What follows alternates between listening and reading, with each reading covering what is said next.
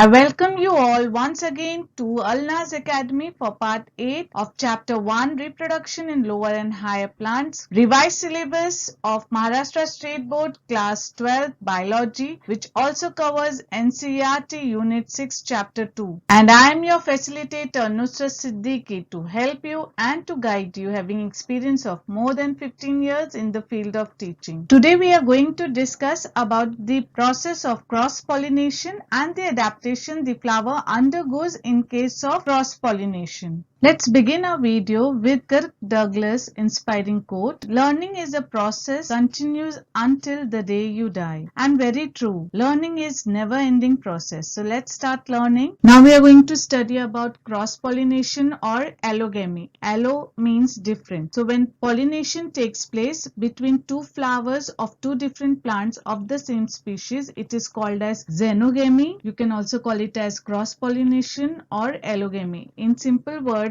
the anther or the pollens from the anther of one flower sticks to the stigma of another flower of another plant of the same species. It is called as cross-pollination. Now this type of pollination is a true cross-pollination. Why? Because genetically and ecologically it is cross-pollinated, because the genes over here which are involved in the pollination are of two different plants. So that's the reason why cross-pollination. And ecologically, why we are saying it is cross-pollination, because over here an external agent is required to transfer the pollen from the anther of one flower of one plant to the stigma of another flower of another plant of the same species. So over here an external agent is required. That's the reason why we call it as ecologically cross-pollination, and genetically also it is cross-pollination, because two different plants are involved, two different flowers are involved, though they are from the same species. We have just seen that cross-pollination is also known as allogamy. It is also known as xenogamy. And cross-pollination basically is the transfer of pollen from the anther of one flower of one plant to the stigma of another flower of another plant, but of the same species. Means the plants are different, the flower is different, but species are the same. Now for this purpose external agencies are required. So external agencies like abiotic and biotic. First we are going to see the abiotic components or abiotic external agencies. What are they?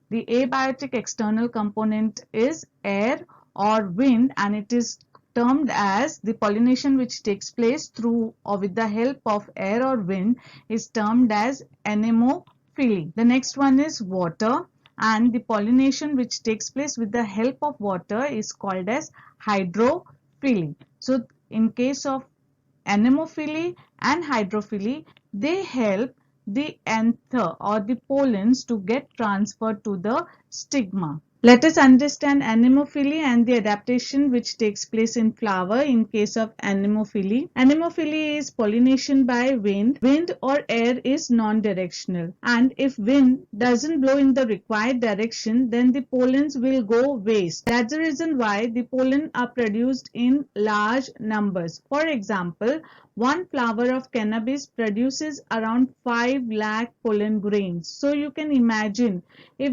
the number of flowers are around 100 and 1000, so accordingly 500 lakh of pollens or 5000 lakh of pollen grains are produced by this cannabis plant. So the number of pollens produced are large in numbers. Then these pollens are lightweight, powdery, and they do not get wet. So if they become wet, they will become heavier and it will become very difficult for the wind to blow them. That's the reason why in order to remain light, they do not get wet. And some of the pollens do have wings, so they might have wings. So these are few of the adaptation which we have just seen. Let us see few more adaptation in anemophily plant. The flower should be exposed above the leaves, so as the anther. So anther should be exposed as well as the flowers, and flowers should be above the leaves. Anther should be versatile. What does this mean? This means that anther should be dangling.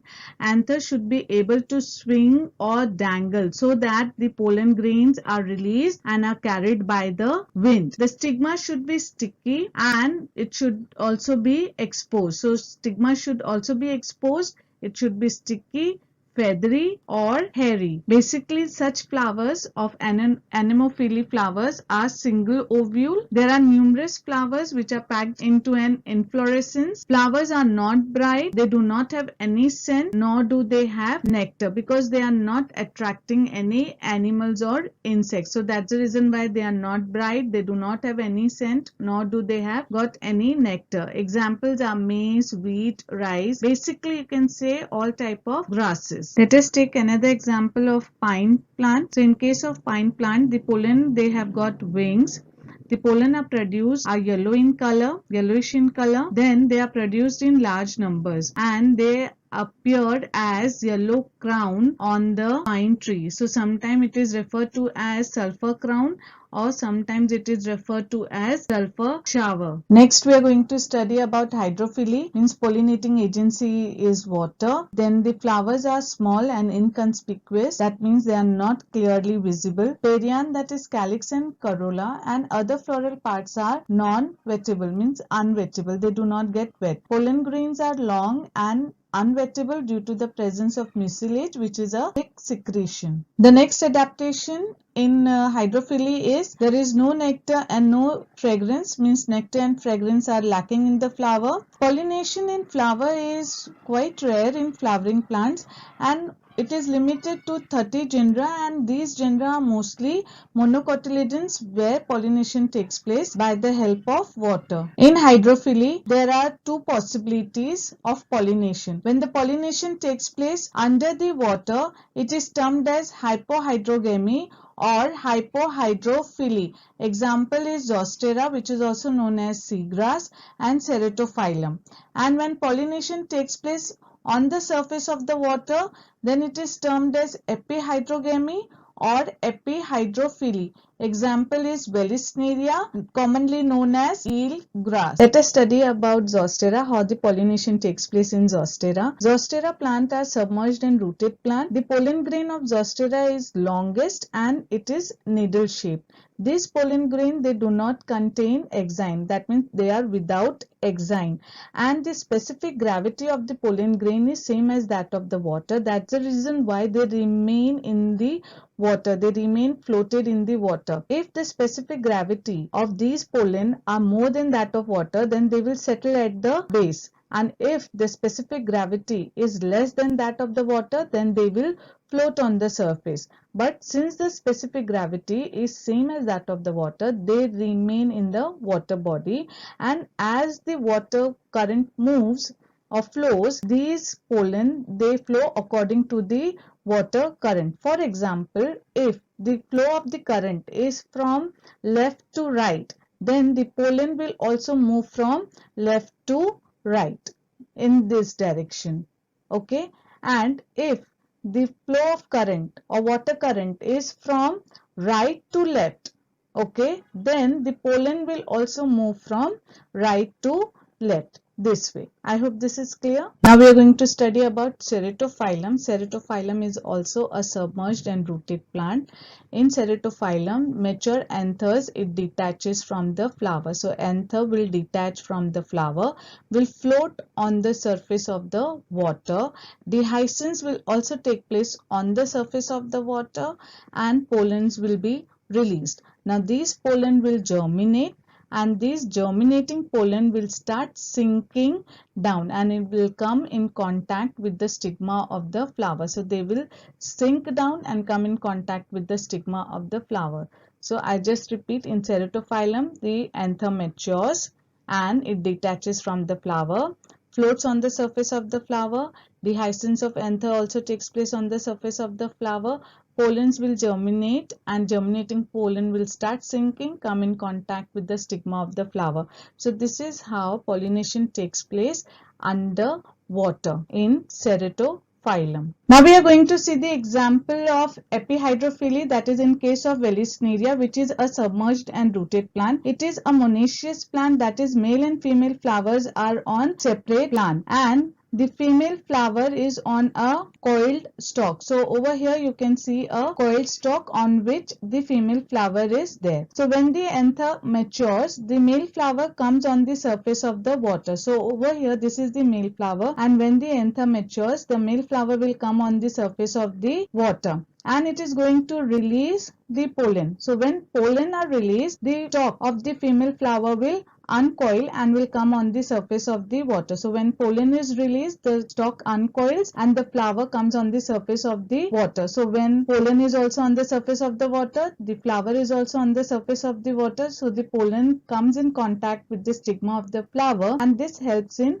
pollination. So the stigma is also on the surface of the water, felicitating in pollination, and once pollination is done, the female flower stalk of the female flower will uncoil and come back to its original position. In cross-pollination, we have studied about the abiotic component, which were air and water. So how air and water helps in cross-pollination. Now we are going to study the biotic components, how the biotic components helps in cross-pollination. The first one is insect, and the pollination done with the help of insect is known as entomophily. Same way bird, and the pollination which takes place with the help of bird is called as ornithophily. Animal, and it is called as zoophily. Bat, it is called as characterophily. Ants, merkmacophily. Snails, malacophily. Now these are few of the biotic components which we are going to study them in detail. Now we are going to study about entomophily and the adaptation which the flower undergoes for entomophily. Entomophily means pollination by insect, and if pollination is by insect, that means flowers should be bright in colors, so it should be colorful. What if the flowers are not colorful? Then in that case the other parts become colorful. Example, leaves in euphorbia becomes colorful. Okay, there are many more examples, we'll just discuss them. In bougainvillea, the flower is pale. It is not colorful. That's the reason why the bracts becomes colorful, and inside the bract we see pale flower. Same way in Mussaenda, the flower is pale, the calyx or the sepals becomes colorful. In entomophily, the second adaptation is fragrance or smell. Example, night blooming flower. Over here the flower is pale, but this flower has got a very sweet, strong smell which attracts the insect. The another example is of Rafflesia. Rafflesia also has got a smell, but the smell of Rafflesia is of that of a rotten flesh. Okay, so both of them have got a smell or fragrance to attract the insect. Another adaptation is flowers are conspicuous. Conspicuous means they are seen easily or they are noticeable, and if in case the flowers are small, then they are in clusters. Example, sunflower. So in sunflower the flowers are small, so they form a cluster. Next adaptation is pollen grains are edible. So insects will get attracted to feed onto the pollens, and some of the pollen grains will stick to the insect. Example is pepperwort or rosa. So here is an image of a pepperwort flower. Another adaptation in entomophily plant or flower is they contain nectar. So there are nectar glands, and in the nectar glands nectars are present. In case of Antherinum, the nectar glands are present at the base of the flower, and there is an indication for the insect which guides the insect, and the arrangement is such that the anther comes in contact with the insect as well as the stigma also comes in contact with the insect as and when the insect is entering or moving in and out of the flower. Thus, this helps in cross-pollination. Another interesting example is the petals resembles that of a female moth. Over here you can see it appears to be a female moth. So what happens? The male moth is getting attracted towards this flower, assuming it to be a female moth, and this is known as pseudocopulation, and this is an example of Orchid ophrys. So over here the moth, the male moth, it carries the pollen to the stigma of the flower, thus helping in cross-pollination. The next example is that of a yucca plant, and this is how the yucca flower looks like, and it is pollinated by yucca moth which is belonging to the Prodoxidae family. Yucca have a very specialized mutualistic pollination system. Let us understand how yucca moth helps in pollination. So when the female yucca moth is ready to lay the eggs, it will first go to the yucca flower to collect the pollen. So as she collects the pollen, the sticky pollen, the yucca moth will pack the pollen into a ball and stick it under its head. Now the same female will arrive at a second yucca flower, usually the one that has recently opened up, and go straight to the bottom to find the ovary and open a small hole in the ovary and lays the egg. So after collecting the pollen, it will go to the second yucca flower and it will go straight down to the bottom and it will bore a hole, make a small hole in the ovary and will lay its egg in the ovary. Once the eggs are laid, yucca moth walks to the stigma of the flower and packs the pollen into the tiny depression within the style. The insect transfers the pollens from the stamen of one plant to the stigma of another plant and at the same time lays an egg in the flower, and yucca flower provides shelter and the larvae feed on some of the seeds. This is called as mutualism. It means that both moth and flower benefits from each other, and if flower is not there, the moth will not survive. Similarly, if moth is not there, then yucca plant will not survive. In yet another interesting example of fig, and the scientific name is Ficus carica, the hypanthodium, that is the receptacle, it becomes thick and fleshy. And in this hypanthodium, there are three types of flower. The male flower, which is present at the uppermost part of the hypanthodium, and at the lowermost part there are two types of flower. Female flower, which is a normal flower, also called as fertile flower, and between this fertile flower there are special flowers which are known as sterile flower. This sterile flower, they are also known as gall flower, and they are special flowers. They have a lateral style. Mostly these flowers are present between the fertile flower, but more so they are present towards the base of the hypanthodium. Pollination is done by a wasp which is known as Blastophaga, and it lays the eggs on the female flower which is sterile. So it lays the eggs in the groove, okay, and in order to lay the egg it has to enter and go right at the base in order to lay the egg and then moves out. So during its exit and entry, the pollen grains get stick to the body of the wasps, and when it enters right at the base, the pollen from the body of the wasps gets stuck to the stigma of the fertile flower. So this is also an advantage to both Blastophaga as well as to the flower. It helps the flower in pollination as well as the wasps find the safe place to lay the eggs, and once the larva hatches out, they feed on the sterile flower. Another example we are going to see is that of a salvia, which is from a Labiatae family, and it looks like a lip-like structure. There is a connective between the lobes of the anther that we all know, the two lobes of the anther, and between these two lobes there is a connective.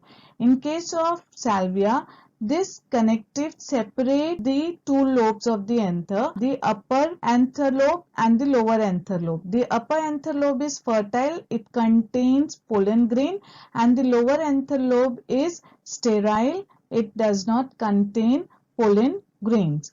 And just below the lower anther lobe there is a nectar gland which is present, and in the nectar glands there are nectars which are present. So when the insect enters to feed on the nectar, it sits on the lower anther lobe and the connective acts as a lever, and the upper anther lobe bends onto the insect and the pollen grains are dusted onto the body of the insect. This way the entry and exit of the insect helps in pollination. Moving on to ornithophily, that is pollination by bird, and the adaptation in flower. The first one is shape. Generally the shape of the flower is funnel shape. So when the bird visits the flower, it will reach out at the base of the flower to get the nectar, and during this process the pollen will get attached to the beak of the bird, And when the same bird visits another flower of the same species, these pollens are then dusted onto the stigma of the flower, thus helping in pollination. Another adaptation is flower should be brightly colored in order to attract these birds. And next, it should also contain nectar so that the birds are attracted towards the flower in order to get the nectar. Next, we are going to study about characterophily, pollination with the help of bat. The adaptation in the flower, the first one is the night blooming flowers. Bat are nocturnal animals, hence the flowers which are dependent on bat are night blooming flowers. Bat hang on the structure to feed, therefore the flower should be strong, big and large to bear the weight of the bat. The flower should also have a smell to attract the bats, and there are some insects on the flower as well to attract the bat. Bat feeds on the edible pollen grain. So this way bats helps the flower in pollination. Another pollinating agencies are squirrel, monkey, grazing grass means vertebrate. So when pollination takes place with the help of these animals, then it is called as zoophily, and the adaptation which the flower undergoes is the flower should be brightly colored, there should be strong smell, and there should be something edible, be it edible pollen, complete flower or fruit to attract these animals. Other agencies that help in pollination: malacophily, that is pollination done with the help of snail. Example is Erythemia. The next one is ophiophily, pollination done with the help of snake. Example is sandalwood. Myrmecophily, pollination done with the help of ants. Example is Conospermum. Let us do a quick recap as to what we have discussed in this particular video. We have seen that adaptation in flower is different depending on the agencies. In case of air, the pollen are lightweight and produced in large number, as we have seen in the case of pollen grains of pine. They were lightweight and they were produced in large number. When the pollinating agency is water, the pollens are long and needle shaped, having the same specific gravity as that of the water. Example is Zostera. And in case of Vallisneria, we have seen that the female flower stalk, it uncoils to reach on the surface of the water, and once pollination takes place, it coils back and comes back to its original position. When the pollinating agent is biotic agencies, then the adaptation is totally different as compared to that of abiotic agencies of air and water. Over here, the flowers are adapted to attract other living beings. The flower should be brightly colored. If flower is not brightly colored, then the other parts becomes colorful, be it sepals, leaves or bud. There should be fragrance or smell in the flower to attract the living organism. Nectar should be present to attract them, and some edible parts should be there, either fruits, flower